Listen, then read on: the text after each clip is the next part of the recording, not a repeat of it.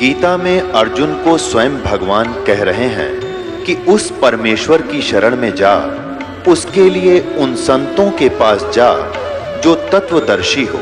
इसी प्रकार हजरत मोहम्मद को उनका अल्लाह कह रहा है कि कोई और पूर्ण परमात्मा है, उसको पाने के लिए उन तत्वदर्शी संत की तलाश कर। वो प्रभु कौन है, ये जानने के लिए कृपया अवश्य सुनिए जगत गुरु तत्वदर्शी संत रामपाल जी महाराज के अमृत वचन। तीन लोक अपने सुत दीन्या, सुन निरंजन बसालीन्या। अब बंदी छोड़ कहते हैं कि उस परमात्मा का कैसे भेद जीव जाने, इस काल निरंजन ने इन सभी जीवों को भ्रमित कर दिया। 18 पुराणों में, 4 वेदों में, गीता जी में केवल निरंजन तक का ज्ञान है, ब्रह्म तक की जानकारी है और उसी को पाने की विधि लिखी हुई है। उन्हीं की, उसी के अवतार ब्रह्मा विष्णु महेश यानी पुत्र, वो तीन उसी के पुत्र हैं। ये तो कथा मैंने सुनाई कबीर साहब के आधार पर सच्चाई। क्या सुना आपने? एक पार पूर्ण ब्रह्म है, एक पार ब्रह्म है, एक ब्रह्म है। ये ब्रह्म काल निरंजन है। आपने सुना होगा कि जब महाभारत के युद्ध होने की तैयारी हो जाती है, कौरव और पांडवों का भाई बंटवारा नहीं हो रहा है, उसमें भगवान कृष्ण शांति दूत बनकर जाते हैं। भगवान कृष्ण कहते हैं कि दुर्योधन, ये तुम्हारे भाई हैं, इनका हिस्सा दे दो। लेकिन दुर्योधन कहता है कि इनका हिस्सा नहीं मिलेगा, इनमें शक्ति है तो युद्ध करके ले लेंगे। भगवान ने कहा कि भाई बात सुन ले, युद्ध का नहीं मालूम होता कि कौन मारा जावे, अपना हिस्सा बराबर बराबर कर लो। कहने लगा नहीं। कुछ दिनों के बाद फिर दूसरी बार फिर जाते हैं भगवान और कहते हैं दुर्योधन अब भी मान जा। पांडवों को भी कहते हैं तुम ही कुछ समझ लो, अनर्थ ना करो। कहां ले जाओगे इस राज में सिर पे धर कर, ये यहीं रह जाएगा। ये नहीं देते हैं तो तुम मेरे साथ चलो, मेरे पास रह लो। पर पांडु भी ना माने, वो भी नहीं माने। वो आखिर में क्या कहते हैं कि देखो हमारी भी इज्जत रह जाएगी भगवान, हमने 5 गांव दिवा दे, 5 गांव दिवा दे, हमारी भी इज्जत रह जाएगी, हम उन 5 गांव में गुजारा कर लेंगे। तीसरी बार भगवान फिर जाते हैं, कहते हैं दुर्योधन बीमारी कटे है, अगर भी मान जा तो 5 गांव दे दे। भाई मैं जानू मेरा काम जाने, चाहे मैं अपने राज्य में से दूं इनको, तो 5 गांव दे दे इनको। दुर्योधन ने सोचा कि अब ये डर चुके हैं और क्यों छाती पर सांप पाला। कहने लगा कि सुई की नोक के बराबर भी पांडवों के लिए स्थान नहीं है। तो भगवान आखिर में कहते हैं सुन लो मेरी बात। दोनों बैठे थे वहां पर, पांडव भी कौरव भी, कि तुम लड़ना चाहते हो इस युद्ध में, ना मेरा कितनी बहन विधवा होंगी, कितने बच्चे अनाथ हो जाएंगे, जमीन जो है रक्त से भर जाएगी और जो राजा बनेगा वो नरक में जाएगा। अज्ञानी आत्माओं पर नहीं माने। दुर्योधन कहता है कि हमने सभी सेनाएं बांट ली हैं अपने रिश्तेदारों की, आप बताओ भगवान किसके साथ रहोगे। भगवान कहता है कृष्ण मेरी बात सुनो, ना तो मैं युद्ध करूंगा, मैं हथियार भी नहीं उठाऊंगा। एक तरफ मेरी सेना होगी, एक तरफ मैं होऊंगा, जिन सेना अच्छा लगे ले लेना। कौरवों ने सेना ले ली, पांडवों के बाटे भगवान कृष्ण आ गए। और हथियार भी नहीं उठाऊंगा। इससे सिद्ध होता है कि कृष्ण भगवान लड़ाई कराना कति पसंद नहीं करते थे, क्योंकि ये विष्णु अवतार है। विष्णु सतोगुण भगवान है। एक समय की बात है कि भृगु ऋषि ने भगवान विष्णु की छाती में लात मारी थी और उस ऋषि के चरण में पकड़ के भगवान कृष्ण ने कहा था, ए ऋषिवर, मेरी छाती जो है बज्र जैसी सख्त थी, कहीं आपके कमल के से कोमल पैर को चोट तो नहीं आ गई। उसके पैर को पकड़कर ऐसे रोलते। अगर भगवान विष्णु चाहते उस भृगु ऋषि के टुकड़े टुकड़े कर देते सुदर्शन चक्र से, लेकिन उन्होंने ये सिद्ध कर दिया कि वो लड़ाई नहीं चाहते थे। वो सतोगुणी भगवान है। कति सिर पे का पानी पहुंच जाता है तब हथियार उठाते हैं। शिशुपाल ने 100 गलतियां की थी और जब 100वीं गलती करी नो बोला, भाई हद होगी, ईब चुप हो जा। फिर भी नहीं माना था जब सुदर्शन चक्कर से उसका सिर काटा था। अर्थात इतने वो भगवान जो है सतोगुणी होती हुई, और फिर वो कहे अर्जुन लड़ाई कर, हमारी बुद्धि तो काम कति नहीं करती कि कृष्ण जी ने कह देख लड़ अर्जुन। फिर शांति दूत बनकर क्यों गए थे भगवान? क्यों कह रहे थे ये अनर्थ हो जाएगा? जब आमने सामने सेना खड़ी हो जाती है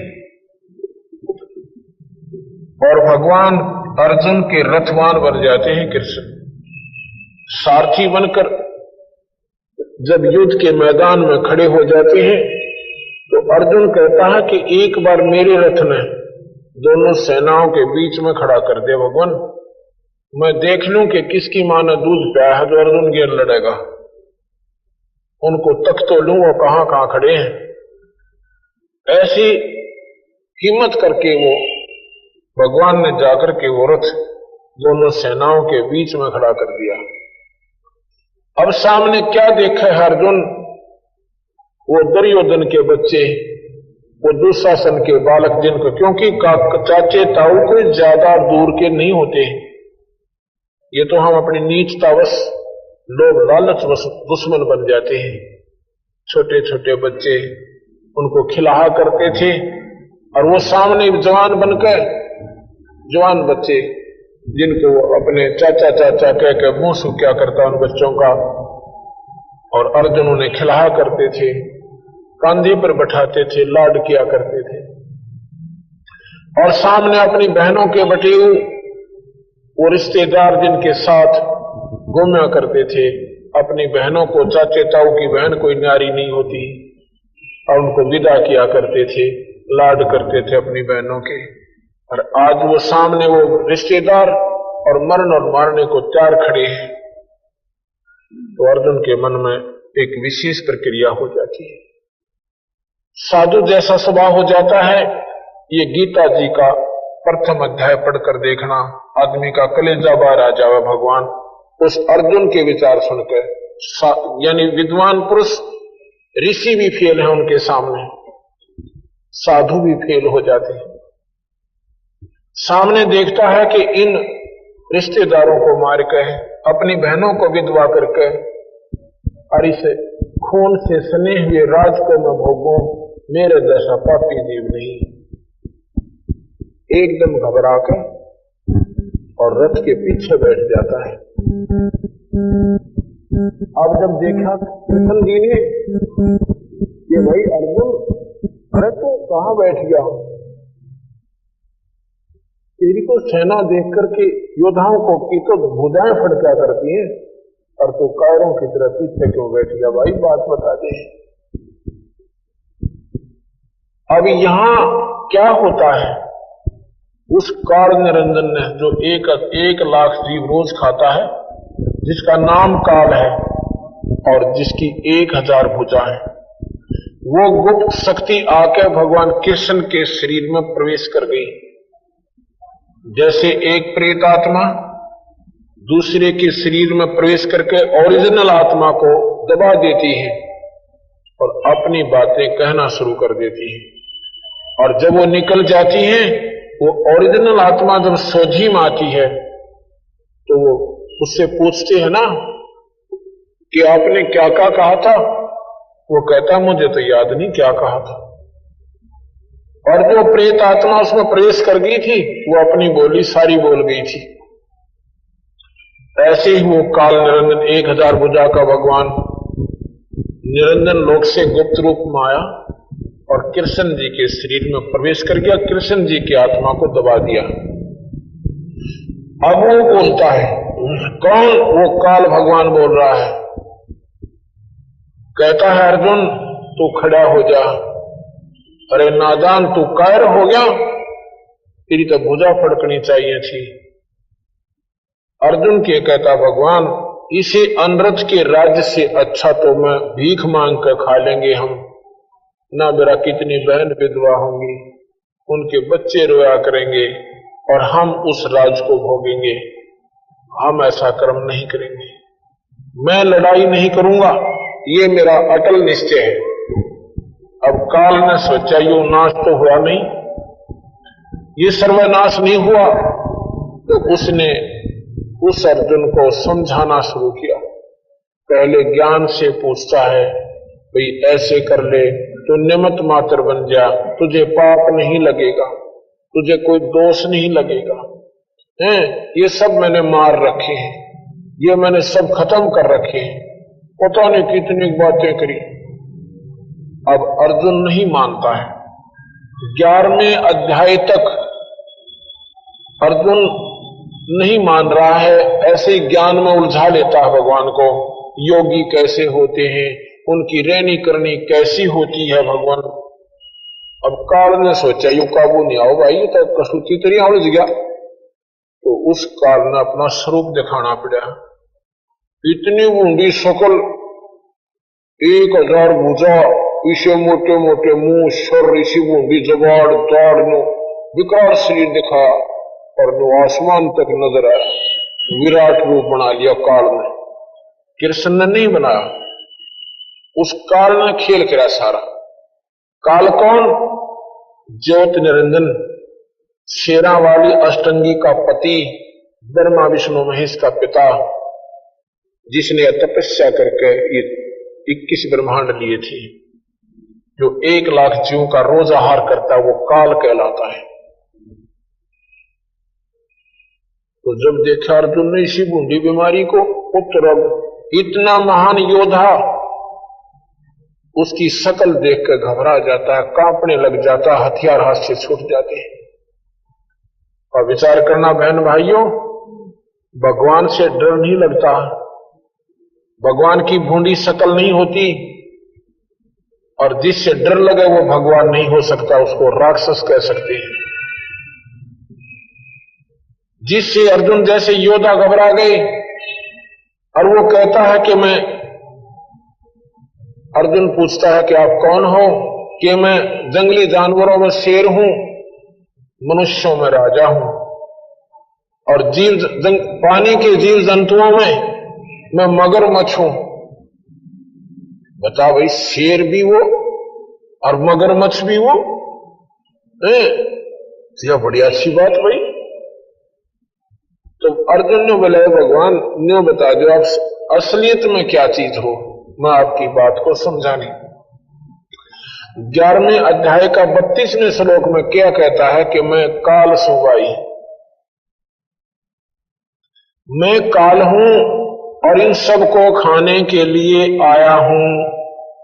आया हूं का मतलब क्या है कि कहीं और से आया है नहीं, कृष्ण जी तो सामने विद्यमान थे। आया हूं शब्द नहीं प्रयोग होता। गीता जी के 11वें अध्याय का 32वां श्लोक आप पढ़िएगा।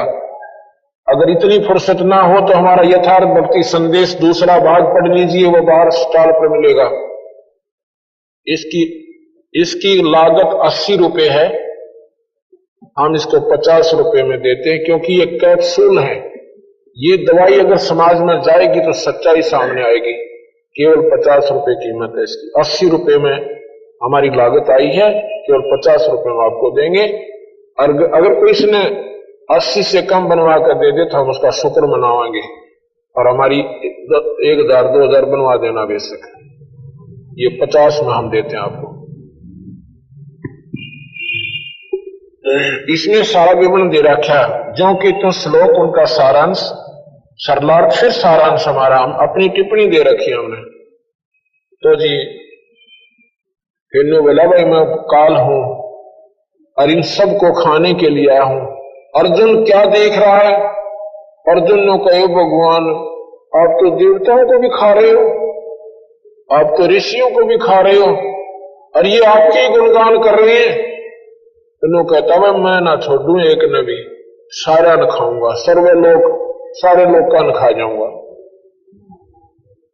और इसी बूंदी सकल, और जो खा जाओ फिर भगवान किसने बना दिया भाई? वो कहेगा भगवान, जिस भगवान से डर लगे हम नहीं मान सकते वो भगवान है। भगवान कृष्ण के अंदर भगवान ये गुण थे, ईश्वरीय गुणों से संपन्न थे। जितने वो भगवान थे वो 3 लोक के ईश्वर है। भगवान कृष्ण को देखकर गौ भी पास आ जाती थी, उसके लाड किया करती थी।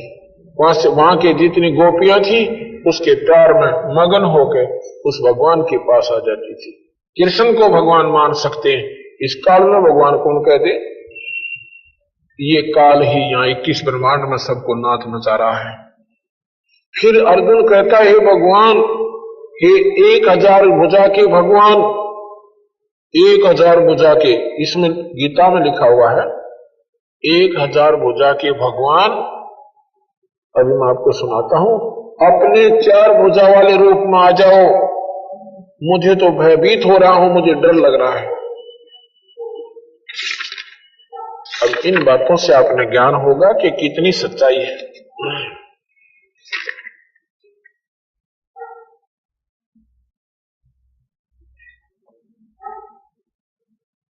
का 31वां श्लोक में कहते हैं,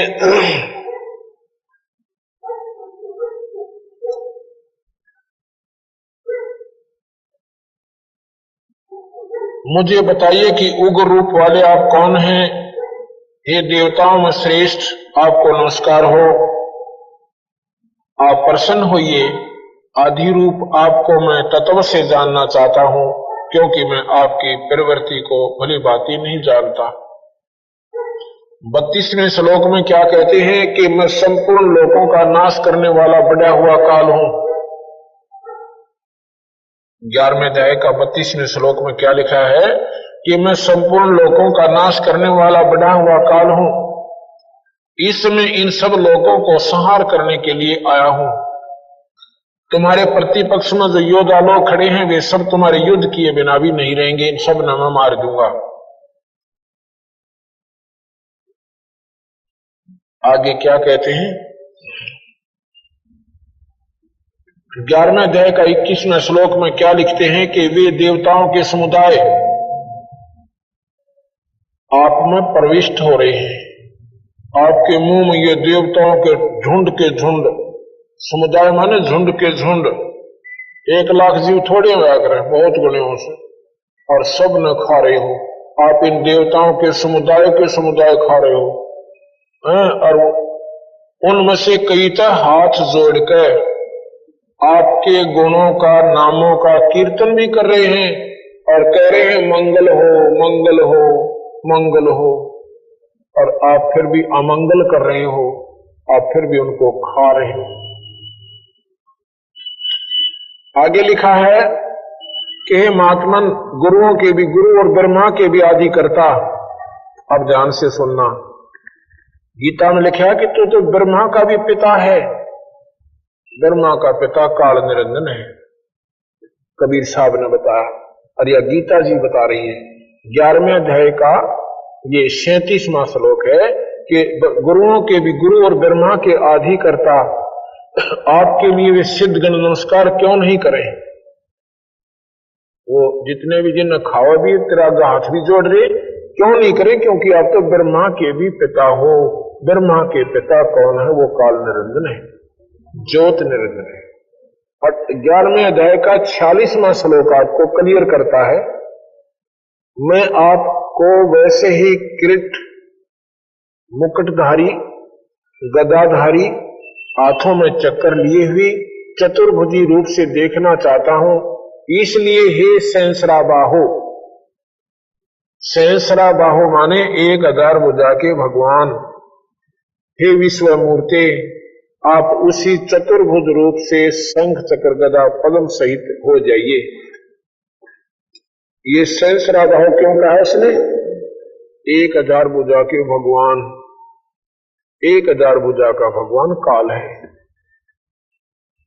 और विष्णु पुराण में लिखा है कि विष्णु का परम रूप काल है, और हम काल की पूजा कर रहे हैं और वो सब में खा रहा। विचार करना। यहां पर कबीर साहब कहते हैं, आप लोग ऐसे अंधे हो गए हो जैसे कसाई बकरे पालता है। कसाई बकरे पालता है, उन बकरों के लिए एक बहुत लंबी चौड़ी व्यवस्था बना देता है, जिसकी रोजाना 100 बकरों की सेल होती है।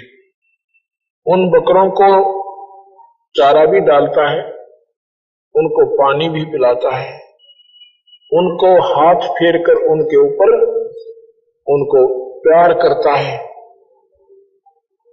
और जब वो कसाई उसमें जाता है ना, उस बकरों के बाड़े में, तो बकरे उसको मालिक समझ के कि हमारे लिए चारा डालता है, हमारे लिए पानी की व्यवस्था की हुई है, हमारे लिए मकान या छाया बना रखी है, ये हमारा खास मालिक है। और वो जाकर के ऐसे उनको देखता है कि कितने किलो का हो गया, कै रुपया का बिकेगा, कितने पैसे का हो गया ये। और वो उसको प्यार करते हैं अपना मालिक जानकर, उसको चाटते हैं, उसको ऐसे अपने पैरों से प्यार में उसके ऊपर छा जाते हैं। और वो देखता है ये कितना मांस बन गया इनमें। ऐसे ही धर्मदास कबीर साहब ने बताया कि तुम नादान आत्मा इस काल भगवान की पूजा कर रहे हो, ये तुम्हें खा रहा है, ये तुम्हें गधे और गधी बना रहा है, तुम पूर्ण परमात्मा को भूल चुके सो भाई, उसकी साधना नहीं करोगे तो तुम्हारी बात बने कोई ना। दादी मैं आपको बताता हूं, उस परमात्मा के बारे में जानकारी करने की होगी कि गीता जी में लिखा हुआ, और हम उसको समझ नहीं पाए क्योंकि हमने कबीर साहब के बारे में ज्ञान नहीं था। कबीर साहब की जो जानकारी है सारा भेद देती है। यथार्थ भक्ति संदेश द्वितीय भाग में आप इसका पूर्ण जानकारी प्राप्त कर सकते हो। 18वें अध्याय का 46वां श्लोक बताता है कि अर्जुन, जिस परमात्मा से संपूर्ण प्राणियों की उत्पत्ति होती है, पहले वो निरंजन बोल रहा है कृष्ण के शरीर में, और वो कह रहा है कि अर्जुन मेरी भक्ति कर ले तो मैं मुक्ति दे दूंगा। हाँ, ये निरंजन भी मुक्ति दे सकता है, ये चौथी मुक्ति दे सकता है। कब तक दे सकता है? जब तक कल्प अंत नहीं होगा। जब ये कल्प अंत होगा, सब स्वर्ग भी नष्ट, स्वर्ग के चौथी मुक्ति प्राप्त हंस भी नष्ट, और फिर दोबारा सृष्टि रची जाएगी। ये फिर जीव संज्ञा में आ जाएंगे और 84 में चले जाएंगे। लेकिन भाई जितने पूर्ण मुक्ति चाहिए ना अर्जुन, उस परमात्मा का भजन कर ले, ये गीता जी बता रही है। उस परमात्मा का, वो परमात्मा कौन है? वो पूर्ण ब्रह्म है, वो सतपुरुष है, वो सतलोक में रहता है, वो कबीर भगवान है। वो कबीर भगवान उस सतपुरुष का अवतार यहां पर आए थे अपना भेद देने के लिए। जिस परमात्मा से संपूर्ण प्राणियों की उत्पत्ति होती है, जिससे संपूर्ण संसार व्याप्त है, उस परमात्मा का अपने स्वाभाविक कर्मों द्वारा पूजन करके मनुष्य मात्र सिद्धि को प्राप्त होता है। उस परमात्मा की सतपुरुष की साधना सबसे आसान है। ना योगी बनना, ना जंगल में जाना, अपने बच्चा में रहकर अपने स्वाभाविक कर्म करते हुए एक सत नाम और सार नाम के जाप से पूरी गुरु से लेकर आप पार हो सकते हो। ये गीता जी बता रही, स्वाभाविक कर्म करते हुए, अपने घर में रहते हुए, अपने बाल बच्चों के साथ रहते हुए आप परमात्मा पा सकते हो, पूर्ण ब्रह्म को पा सकते हो। 18वें अध्याय का 62वां श्लोक बताता है, ये भारतवंश अर्जुन, तू सर्वभाव से यानी कति तन मन धन है उस ईश्वर की शरण में चला जा। यहां पर भगवान नहीं कहता मेरी शरण में आ जा, कहता उस ईश्वर की शरण में चला जा। ये ओ ईश्वर कितना आ गया फिर? The first president of India, doctor Radha Krishna Menon, ये भगवान कृष्ण के कल उपासक थे। उन्होंने कहा कि मैं गीता जी का, क्योंकि विद्वान पुरुष भी थे, खास संस्कृत के जानने वाले थे, उन्होंने सोचा कि मैं गीता जी अपने ढंग से सॉल्यूशन करूं इसका हिंदी में। इंग्लिश के भी अच्छे राइटर थे वो। जब उन्होंने एक तो हम पढ़ते स्वाभाविक ढंग से, और जब हम लेखन कार्य में आते हैं ना, फिर हमने सोच सोच के कलम चलानी पड़ती है। जब doctor Krishna Menon first president of India, Bharat के पहले राष्ट्रपति, उन्होंने जब ये लेखन कार्य शुरू किया, जब ये श्लोक उसके सामने आए कि उस परमात्मा की शरण में चला जा अर्जुन, उन्होंने लिखा है कि यहां मेरी बुद्धि ने काम करना बंद कर दिया। पहले भगवान कह रहे हैं मेरी शरण में आ जा, ये ओ परमात्मा कितना आ जाएगा, उस परमात्मा का उसमें बेरा नहीं पटा, और इसलिए वो कहता भी यहां हमने अविश्वास हो गया। अविश्वास क्यों हो गया? क्योंकि कबीर साहब के ज्ञान से सर्व ज्ञान जुड़ जाते हैं, नहीं तो अपनी अपनी डफली अपने अपने राग बताते हैं। एक बार 5 अंधे थे, 5 अंधे, ब्लाइंड मैन, वो कहने लगे भी हम हाथी देखना चाहते हैं। एक बोला भाई जो आंखों वाला था कि हाथी देखोगे कैसे? कहते हमारे हाथ है ना, आंखों का काम करते हैं, हमारे को एक बार हाथी के निकट छोड़ दो। उसने उनकी पकड़ कर उंगली हाथी के पास छोड़ दिया कि ये सामने तुम्हारे हाथी खड़ा है। अब उसके चारों तरफ घूम जाते हैं, एक तो उसके सूंड को पकड़ के निरीक्षण करता है उसका पूरी तरह से। उसने देखा भी हाथी कैसा है, निरीक्षण कर लिया। एक ने कान मिल गए, उन कानों के ऊपर के पूरा हाथ फेर दिया, कानों के ऊपर के। एक ने पैरों का निरीक्षण किया, एक ने उछड़ का, दूम का, एक ने पेट पर कसूत बैठ गया, उसके पेट पर कहना पूरा निरीक्षण करके अपने अपने हिसाब से वो उस हाथी की पूरी डेफिनेशन लेकर आ जाते।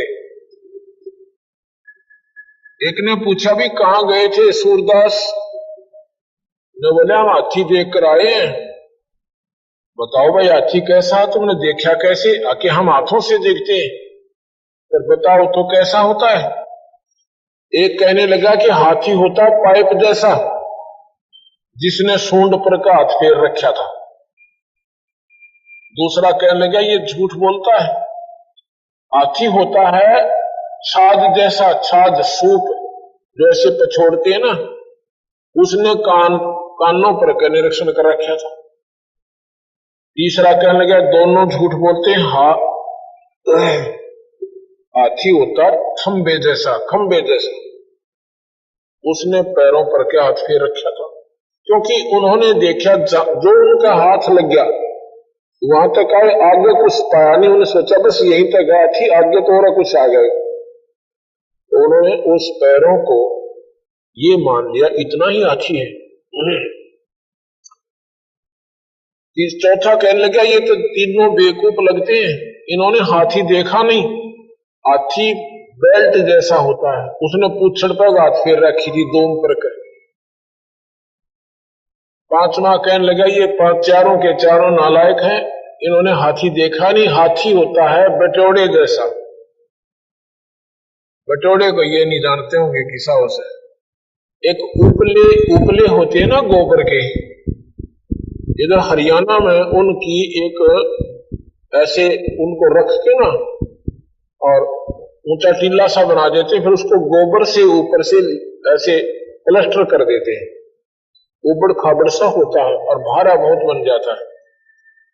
तो वो कहने लगा पांचवा कि हाथी उस उपले रखने वाला बना हो पर उपले धरण का, उसको बटोरा कहते हैं, बटोरा। तो पांचों ने वो लग तो रहे थे उस हाथी के चारों तरफ, पर पूर्ण ज्ञान नहीं था। अब जो आंखों वाला है वो बताता है कि ये सारे अंग मिलके हाथी बनता है। These are the parts of the body of elephants.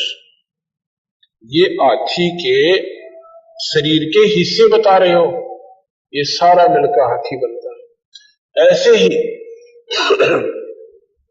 हमने जो ज्ञान था वो ज्ञान इतना ही था, उस अंधों वाले हाथी जितना।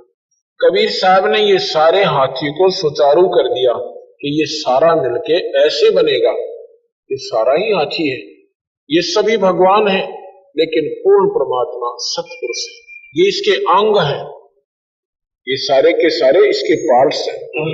तो उसने कहा, हे अर्जुन, तो ये 18वें अध्याय का 62वां श्लोक है। हे अर्जुन, तू सर्वभाव से उस ईश्वर की शरण में चला जा जिसकी कृपा से तू परम शांति, संसार से सर्वथा उपरीत अविनाशी परम पद को प्राप्त हो जाएगा, अर्थात तेरा फिर मरण नहीं होगा। 18वें अध्याय का 63वां श्लोक है कि ये गुप्त से गुप्त विज्ञान जो शरणागत को कहा जाता है, ये मैंने तुझे बता दिया। ईब तेरी इच्छा भाई, जैसा तेना अच्छा लगे वो कर ले। 8वें अध्याय का 8वां श्लोक, हे अर्जुन, अभ्यास योग से युक्त अन्य का चिंतन न करने वाले चित्त से परम जीव पुरुष का चिंतन करता हुआ शरीर छोड़ने वाला मनुष्य उसी को प्राप्त होगा। यानी योग अभ्यास योग से युक्त। आपने सुना होगा ज्ञान योग, भक्ति योग। ज्ञान योग क्या होता है? परमात्मा के बारे में जानकारी हो जाना ज्ञान योग कहलाता है। योग अभ्यास क्या होता है? नाम का सिमरन होता है। नाम उठत नाम बैठत नाम सोवत जागवे, नाम खाते नाम पीते नाम से लागवे, इसको अभ्यास योग कहते हैं। हम एक नाम का सिमरन देते हैं। इस नाम के सिमरन करते करते जब तुम्हारे प्राणांत होंगे उस समय आप सतलोक चले जाओगे, क्योंकि हम सतलोक का सतपुरुष का आपको टिकट बना रखा है।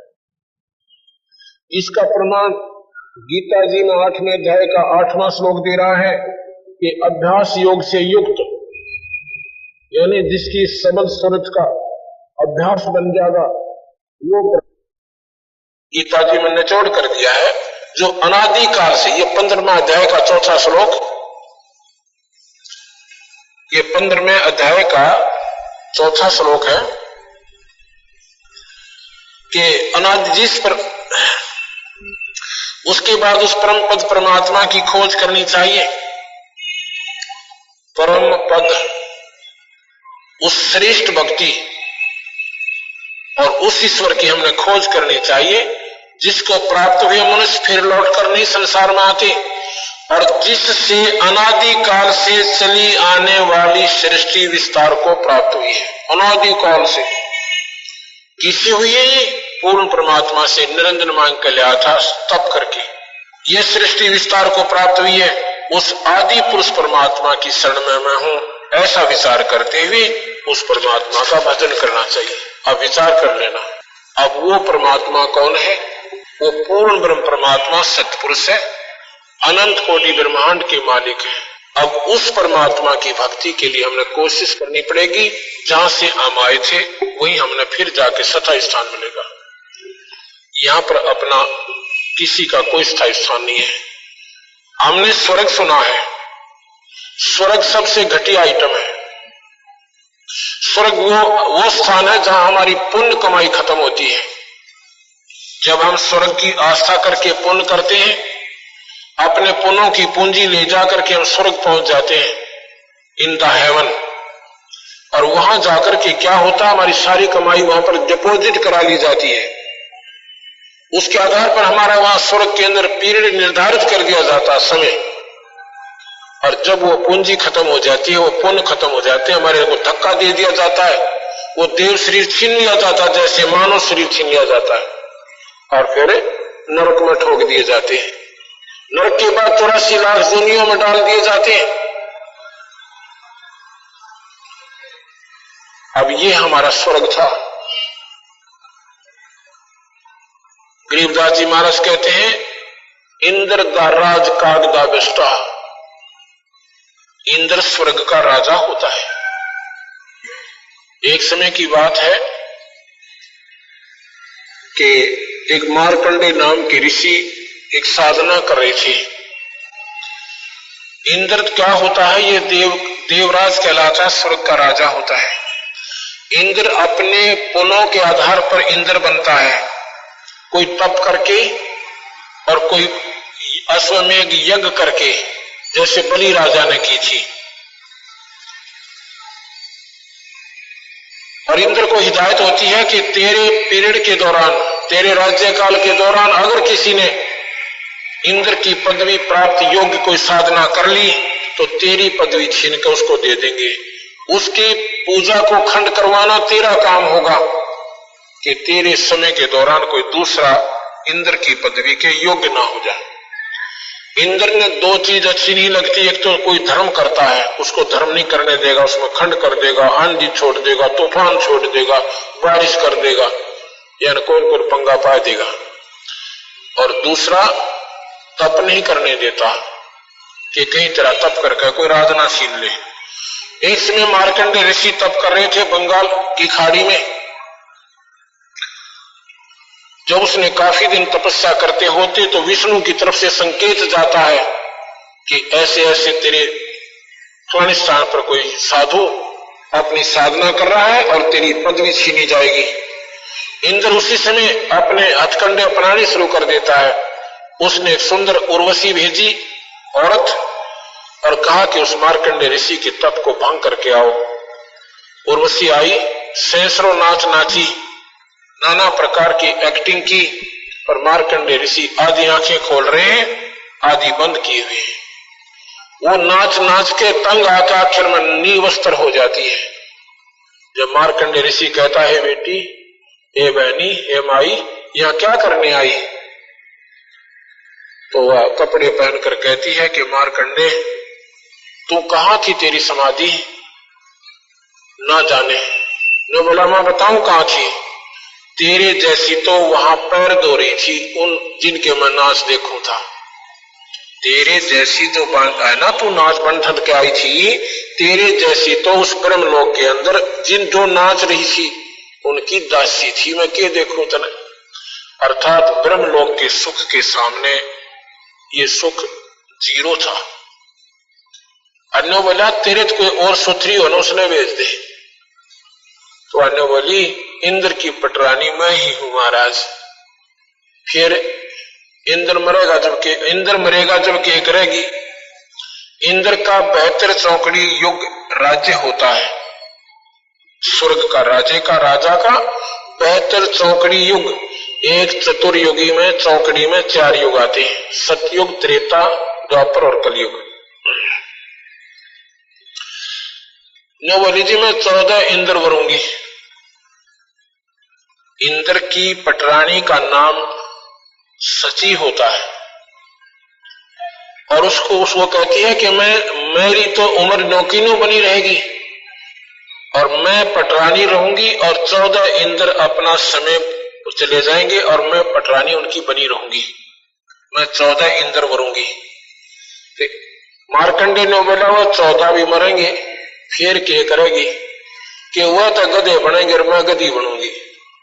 बता रहा तेरा गजब हो, ये फूटे भाग थरे। जब स्वर्ग का राजा और रानी गधे और गधी बने, वो 10 साल स्वर्ग में रहने वाले के बनेंगे, ये हिसाब ला लिया। तो इतने में इंद्र आ जाता है। इंद्र जी कहते हैं, हे मार्कंडे ऋषि, इंद्र की पदवी ले लो, हम हारे तुम जीते। ने बोला, रहा ये 2 जोड़े हाथ इंद्र अपनी गद्दी तो राख पाई, इसे बुंडे को क्रम में पर हमको दे। इस इंद्र की पदवी ने भोग का हमने गधा बनना है क्या? अरे बौड़े, मैं जहां जाता हूं ना ब्रह्मलोक में, तेरे जैसे इंद्र तो मेरे पांव पकड़े वहां पे, और इस इंद्र के राज में मैं के चाहूं। और फिर ने बोला, रे नादान, तो भी त्याग दे इस नरक में, ये क्या का स्वर्ग से? इस पुण्य कमाई न खा के तू गधा बनेगा। आजा तुझे भक्ति बता दो, सही मार्ग दर्शा दो, ब्रह्मलोक की प्राप्ति करवा दो। ने बोला जी तो मौज मार दो, फिर देखेंगे। फिर टट्टू देखा गधा बने पाछे। आपको घोटी लावा ना दारू दूर पीवे से, और हम कहेगा नाम ले ले भाई, छोड़ दे दारू। उसने नो सोचा है वो भी लोग तो मौत से मार देंगे, फिर देखेंगे। फिर के देखेगा गधा बन जाएगा। जब कुमार देखेगा फिर तो 2.5 मन का बोरा होगा 63 रुपए कड़के ऊपर, और ऊपर तो लठ लागेंगे। फिर क्या देखेगा तू? देखना तीर से अपनी बुराई छोड़ दे भाई, और भगवान के भजन में लीन हो जा। कौन से भगवान के में? उस पूर्ण परमात्मा सतपुरुष के भजन में लीन हो जा। बोल सतगुरुदेव की सत साही। आज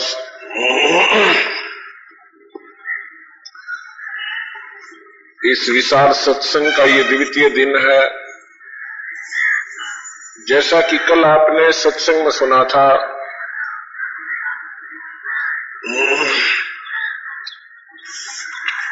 कि 3 स्थिति में ईश्वरीय शक्ति का डिवीजन है, विभाजन है।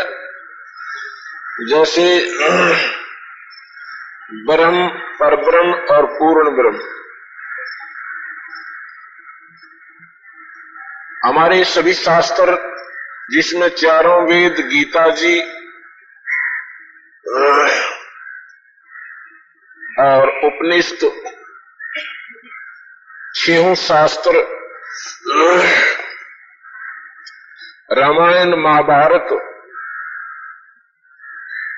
18 पुराण और 4 किताब मुसलमान भाइयों की, और जो पवित्र बाइबल है वो ईसाइयों का, ये सभी केवल ब्रह्म तक की जानकारी रखते हैं। ब्रह्म तक की उपासना की विधि बताते हैं। इन सभी में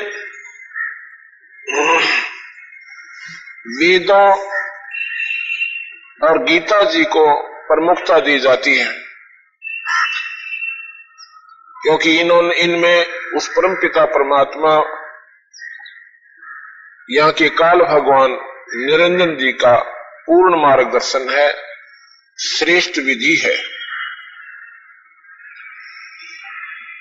अन्य शास्त्र पुराण जो हैं ये केवल ज्ञान देते हैं, इंडिविजुअल ज्ञान है उनका, एक इष्ट विशेष का।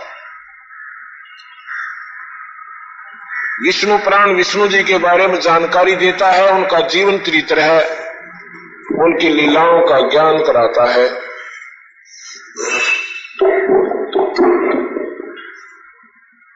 और शिव पुराण है, भगवान शिव की महिमा बताते हैं, वो कैसी शक्ति थी, उन्होंने क्या क्या कार्य किए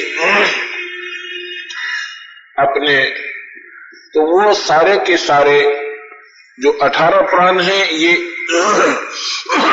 ये केवल जानकारी है इष्ट विशेष की या परमात्मा विशेष की। जैसा मैंने आपको कल बताया था कि परमात्मा कहते किसे हैं, what is the God. God की एब्रीविएशन क्या बनती है कि GOD। जी से बनता है जनरेटर, जनरेटर का मतलब है उत्पत्ति करता, और ओ से बनता है ऑर्गेनाइजर, यानी मैनेजमेंट करना, सारी स्थिति को संभालना, और डी से बनता है डिस्ट्रॉयर, जिसका तात्पर्य है सर्वनाश कर देना, यानी सब खत्म कर दे। जनरेटर उत्पत्ति करता, हिंदी में उसे ब्रह्मा कहते हैं। ब्रह्मा, ब्रह्म आ माने उत्पत्ति होती है, जो ब्रह्म से बनता है, ब्रह्म से उत्पत्ति करता है। क्योंकि ये सारी जो बनावट है सब ब्रह्म से है। ब्रह्मा का मतलब है उत्पत्ति करना, करता, और विष्णु का मतलब है पालन करता और स्थिति करता, और शंकर का मतलब है संहार करने वाला, सर्वनाश करने वाले का नाम शंकर कहते हैं।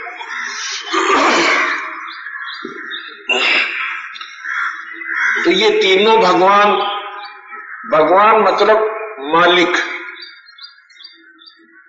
देखो,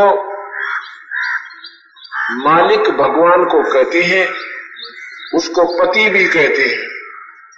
पृथ्वीपति, पृथ्वी का मालिक। पूंजीपति, अपनी संपत्ति का मालिक। उसी को राम कहते हैं। रा की अब्रिवेशन बताते हैं। रा का मतलब है राय, और मां का मतलब है माया, यानी माया का मालिक। जितनी जिसके पास माया है, माया तात्पर्य किसी भी प्रकार से हो सकती है, संपत्ति भी और राज भी। तो ये सब राम का एब्रीवेशन बनती है। राय जमा में माया, राय जमा में माया। राय माने मालिक, राय साहब का आग्रह जैसे, और मां मतलब माया। इनको माया स्वामी है। ऐसे पति, पृथ्वीपति, ये परमात्मा की ही यानी पर्यायवाची शब्द है, राम के पर्यायवाची शब्द है।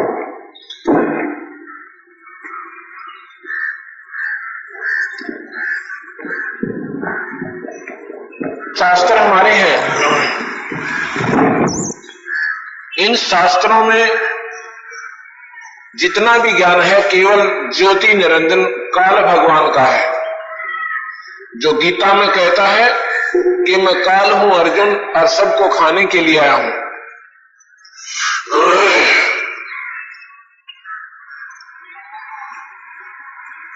कल मैंने आपको बताया था कि गीता जी भगवान कृष्ण ने नहीं बोला, ये काल भगवान बोल गया। कृष्ण जी को तो मालूम भी नहीं था कि मैंने वो गीता जी में क्या कहा। बंदा करोगे तो इसका प्रमाण महाभारत में मिलता है। एक समय की बात है,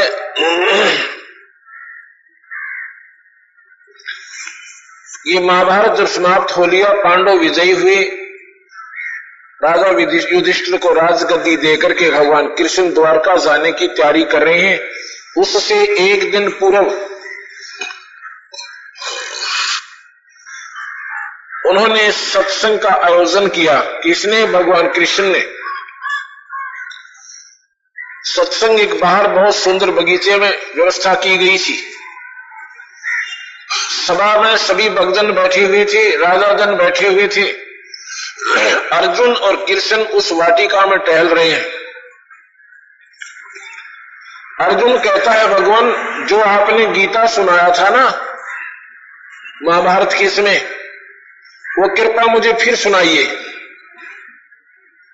इस बात पर भगवान कृष्ण नाराज हो जाते हैं, क्रोधित हो जाते हैं, और अर्जुन को कहते हैं कि अर्जुन तू बड़ा श्रद्धाहीन है, तू बड़ा भावनाहीन है, तू बुद्धिहीन है। तूने इतने निर्मल ज्ञान को क्यों भुला दिया? तूने याद रखना चाहिए था।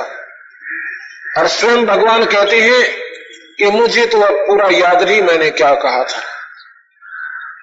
उल्टा चोर कोतवाल ने डांटे। विचार कीजिए, सुनाने वाले को जैसे मैं बोल रहा हूं, मेरे से ये बातें कभी सुन लेना, मुझे याद है। और आप इनमें से 20% बातें याद रखोगे 3 घंटे सत्संग सुनकर, मुश्किल से। ये महाभारत प्रमाण देता है, मैं आपको सुनाता हूं।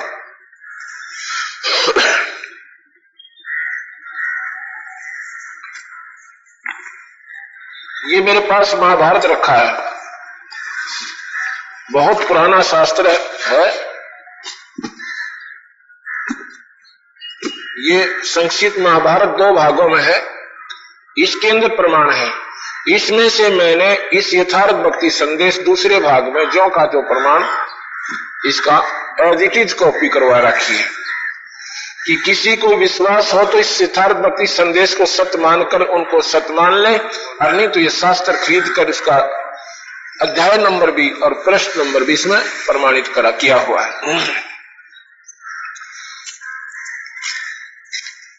और स्वयं कहते हैं कि मैंने तो भाई बेरानी के कहा था उसमें। इससे सिद्ध होता है कि भगवान कृष्ण जी ने गीता जी को कहा ही नहीं था। वो तो उनको बाद में बताया गया कि आपने बहुत अच्छा ज्ञान बताया।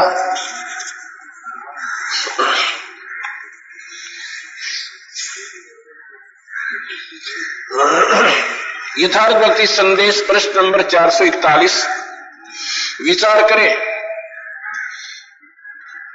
गीता जी एक माननीय शास्त्र है।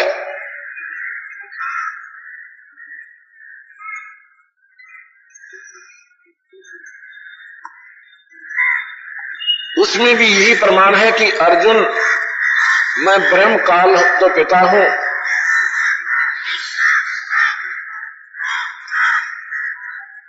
और प्रकृति यानी शेरा वाली अष्टंगी मेरी पत्नी है।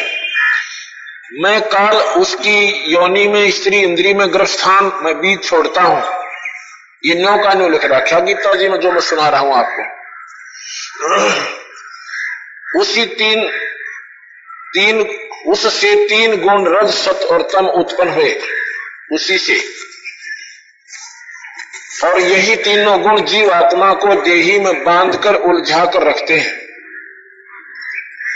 रजगुण ब्रह्मा, सतगुण विष्णु और तम गुण शंकर कहलाता है। गीता जी में प्रमाण दिया है 14वें अध्याय के 3रे, 4थे और 5वें श्लोक में। ये मैं आपको सुना रहा हूं, ये वही लिखा हुआ है। रजगुण ब्रह्मा, सतगुण विष्णु तथा तम गुण शिव का है। तमोगुण जैसे पृथ्वी का गुण गंध है और गंध फूलों में प्रविष्ट हुई, विचार करना। पृथ्वी हुई तो उसकी गंध बनी। पृथ्वी का गुण गंध है, सुगंध है। जो भी एक सुगंध या दुर्गंध जो आती है, ये पृथ्वी है तो आती है, लेकिन प्रारूप बदल जाता है। जैसे फूलों में वही गंध कैसे बनी हुई है, कितनी सुंदर स्थिति में आ गई। इसी प्रकार पृथ्वी है तो गंध है, ब्रह्मा है तो उसके अंदर रसगुण है। हमारे अंदर ब्रह्मा नहीं है तो रसगुण हमारे अंदर नहीं हो सकता था। विष्णु है तो हम सतो गुण भी हैं। कई बार ऐसा आनंद आता है, कितना दुश्मन व्यक्ति हो वो भी प्यारा लगन लग जाता है, वो सतोगुण प्रभावी होता है। और तीसरा जो है तमोगुण है। कई बार ऐसा हो से छोटी सी बात पर सिर फुड़वाने जी कर जा, उसमें हम तमोगुण में होते हैं। तो ये तीनों गुण हमारे ऊपर अटैक करते रहते हैं उनके भगवानों की कृपा से। किनकी? क्योंकि ब्रह्मा विष्णु महेश में ये थोक के भाव से है, बहुत ज्यादा है। तमोगुण है, विष्णु में भी सतोगुण बहुत है, और ब्रह्मा में रजोगुण बहुत है। रजोगुण में ऐश्वर्य करना, भोग विलास करना, संपत्ति चाहना, ज्यादा ट्रैक्टर कोठी चाहना, फैक्ट्री चाहना, ये रजोगुण से प्रभावी होकर इंसान प्रभावित होता है।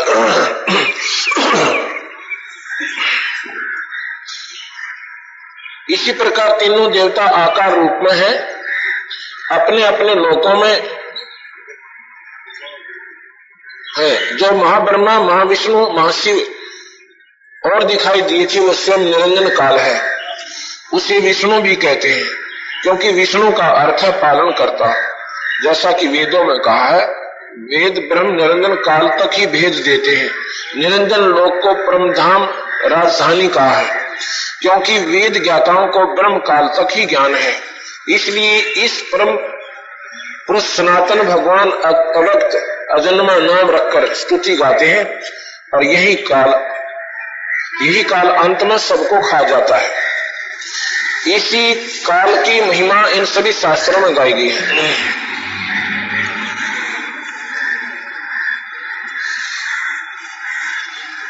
इससे सिद्ध हुआ कि यह गीता निरंजन काल भगवान ने श्री कृष्ण जी के शरीर में प्रेतवश प्रवेश करके अर्जुन को सुनाया था, डरा धमकाकर युद्ध करवाया। और एक और प्रमाण आपके सामने प्रस्तुत करता हूं जो महाभारत में प्रमाणित है। जब श्री कृष्ण जी से पूछा कि भगवान आप वह गीता जी को अपने मुख कमल से फिर दोहराओ, अर्जुन ने पूछा, बड़ा आनंद आता है। इस पर भगवान बोले, संक्षिप्त महाभारत श्लोक, महाभारत आश्रव 16 का 12 और 13 जो स्वामी राम सुखदास जी द्वारा सरलार्थ किया गया है। गीता जी के साधक संजीवनी परिशिष्टा का प्रश्न नंबर 6 के नीचे लिखा निम्न है। एक ये श्रीमद् भगवत गीता, ये श्री राम सुखदास जी जो गीता प्रेस गोरखपुर के संस्थापक हैं, अवयवर्ग महात्मा विद्वान पुरुष हैं, उन्होंने अपनी इस प्रतिष्ठा में जहां पर यह पुस्तक शुरू की जाती है, लेखक अपनी तरफ से कुछ टिप्पणी देता है। उसमें इन्होंने यही श्लोक दे रखा है कि भगवान से पूछा था अर्जुन ने कि भगवान वो गीता जी मुझे फिर सुना दो। भगवान ने बोला, भाई मेरे तो याद को ना, वो पूर्ण रूप से मैं नहीं बता सकता, मुझे पूर्ण ज्ञान नहीं है। अर्थात वो उसने याद ही नहीं था, उन्होंने कहा ही नहीं था। अब संक्षिप्त महाभारत द्वितीय भाग में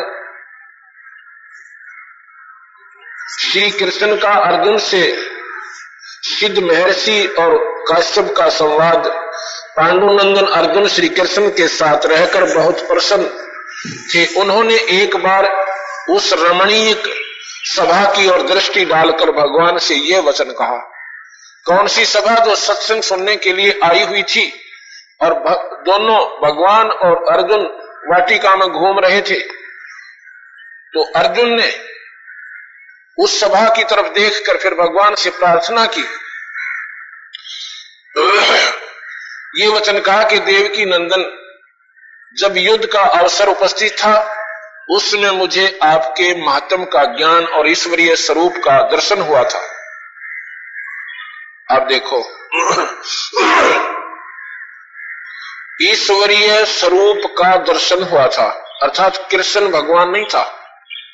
उसने जो असली स्वरूप दिखाया वो इसी बूंदी शकल और काल, जिसने देखते कलजा पाटे, दिल हिल जाए ऐसे अर्जुन जैसे योद्धा का भी।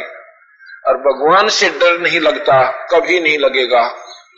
और जिससे डर लगता है वो भगवान है ही नहीं, ये भूल जाना।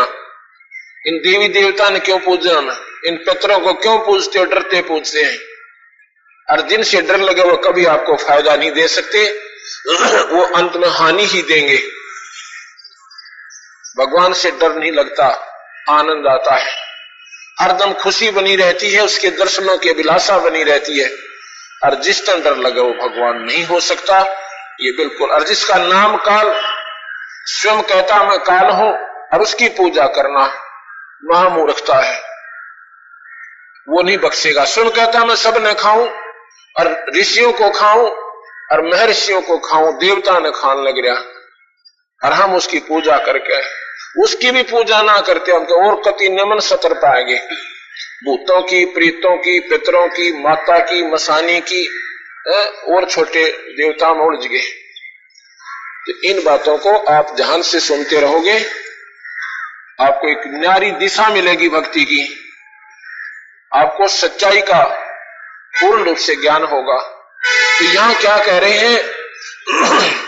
अर्जुन कहता है कि उस समय मुझे आपके महात्म का ज्ञान, ईश्वरीय स्वरूप का दर्शन हुआ था, किंतु केशव आपने स्नेहवश पहले मुझे जो ज्ञान का उपदेश दिया था, स्नेहवश। अब डरता बोला अर्जुन, स्नेहवश क्या है? इसे बूंदे को कर्म कराया, वो स्नेहवश क्यों? तो डरा धमका के ऐसी बूंदी शकल दिखा के कि उसको अर्जुन ने ये सोच लिया था कि भी तूने तो मरना तो है ही, या तो युद्ध में मर ले ना ये खाएगा कि इसी बूढ़ी शकल देख कर वो इंसान घबरा जाए। सन्निवर्ष पहले मुझे जो ज्ञान उपदेश दिया था वह सब इस समय बुद्धि के दोष से भूल गया है। उन विषयों को सुनने के लिए बारंबार मेरे मन में उत्कंठा होती है। इधर आप जल्दी ही द्वारका जाने वाले हैं, अतः पुण्य वह सब विषय मुझे सुना दीजिए, अर्थात वो गीता जी कृपा मुझे फिर सुना दो, मैं उसको सुनना चाहता हूं आपके मुख कमल पे।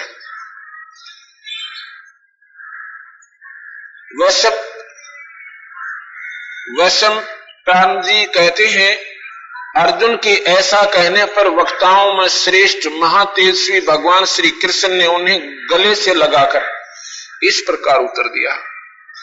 श्री कृष्ण बोले, अर्जुन उस समय मैंने तुम्हें अत्यंत गोपनीय विषय का श्रवण कराया था, अत्यंत गोपनीय, जो आज तक किसी को नहीं बताया था, वो ज्ञान भी मैंने तुझे दिया। वो ज्ञान कौन सा है?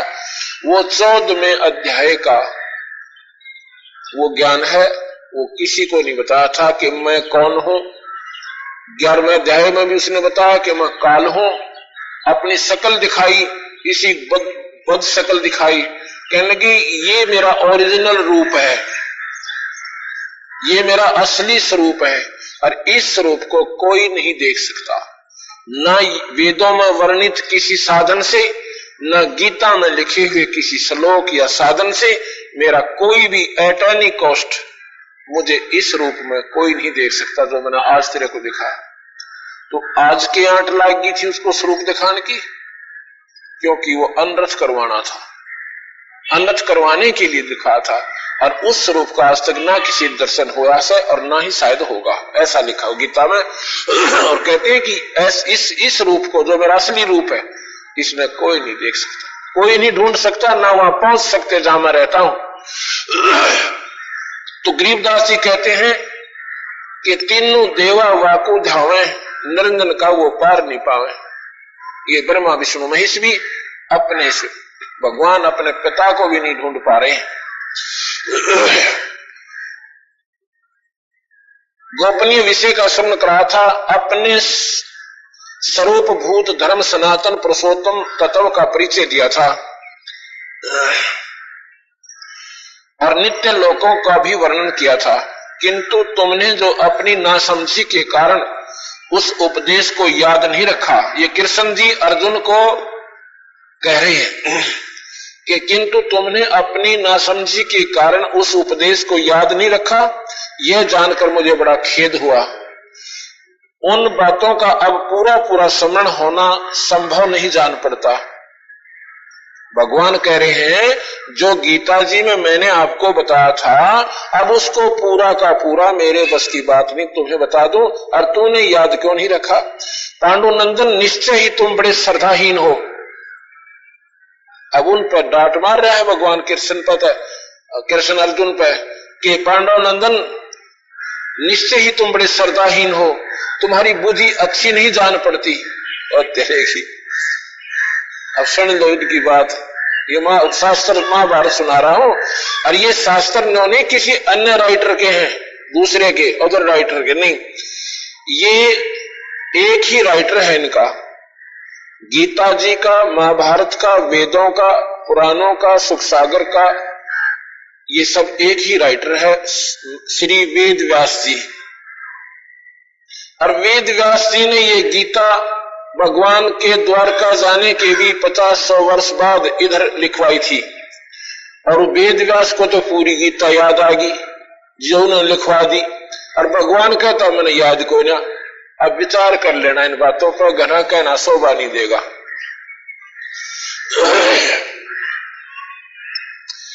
अब मेरे लिए उस उपदेश को ज्यों का त्यों दोहरा देना कठिन है, क्योंकि उस समय योग युक्त होकर मैंने परमात्म तत्व का वर्णन किया था। योग युक्त होना, परमात्मा से कनेक्शन करके उस ईश्वर से मेरा संपर्क हो गया था, और वो बोल रहा है, अर्थात मैंने उससे कनेक्शन कर लिया था, मेरा उसके साथ कांटेक्ट हो गया था, और फिर वो वो सारी चीज मेरे अंदर से पार हुई।